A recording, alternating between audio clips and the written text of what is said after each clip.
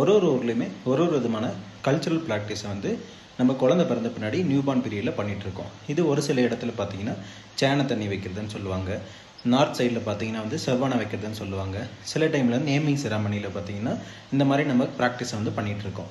இது நல்லதா அப்படின்னு கேட்டால், ஆஸ் அ டாக்டராக நாங்கள் பீடியாட்ரிஷனாக சொல்கிறது பார்த்தீங்கன்னா இது ரொம்ப குழந்தைகளுக்கு கெடுதல். ஏன் அப்படி சொல்கிறோம் அப்படின்னு பார்த்தீங்கன்னா, தேன் வந்து பார்த்தீங்கன்னா ரொம்ப நல்லது. பட்டு லெஸ் தென் 1 இயரில் பார்த்தீங்கன்னா குழந்தைங்களுக்கு வந்து இது நல்லதில்லை. ஏன் அப்படின்னு பார்த்தீங்கன்னா, இந்த தேனில் இருக்கிற டெட்டனஸோட ஸ்போர் வந்து குழந்தைங்களுக்கு இன்ஃபென்ட் பொட்டுலிசத்தை காஸ் பண்ணலாம். இன்ஃபென்ட் பொட்டுலிசம் வந்து 1 இயருக்கு உள்ளே தான் வருமா, 1 இயருக்கு மேலே வராதுன்னு நிறைய பேர் கேட்பாங்க. இதுக்கான ரீசன் வந்து பார்த்திங்கன்னா, நம்ம வேக்சின் பண்ணுறோம் பார்த்தீங்களா, ஃபஸ்ட்டு 1.5 மந்த்து 2.5 மந்த் அண்ட் 3.5 மந்த்தில் குழந்தைங்களுக்கு பண்ணுற வேக்சினில் டெட்டனஸ்க்கு அகைன்ஸ்டாக நம்ம வேக்சின் பண்ணுறோம். ஸோ இதோட ஆன்டிஜன் வந்து குழந்தையோட உடம்புக்குள்ளே போய் ஆன்டிபாடி ஃபார்ம் ஆகிறதுனால குழந்தைங்களுக்கு நோய் எதிர்ப்பு சக்தி உருவாயிடுது. ஸோ அதனால தான் லேட்டரில் வந்து பார்த்திங்கன்னா நம்ம தேன் கொடுக்கும்போது பார்த்திங்கன்னா குழந்தைங்களுக்கு வந்து பார்த்திங்கன்னா இன்ஃபென்ட் பொட்டுலிசம் ஏற்படுறது இல்லை.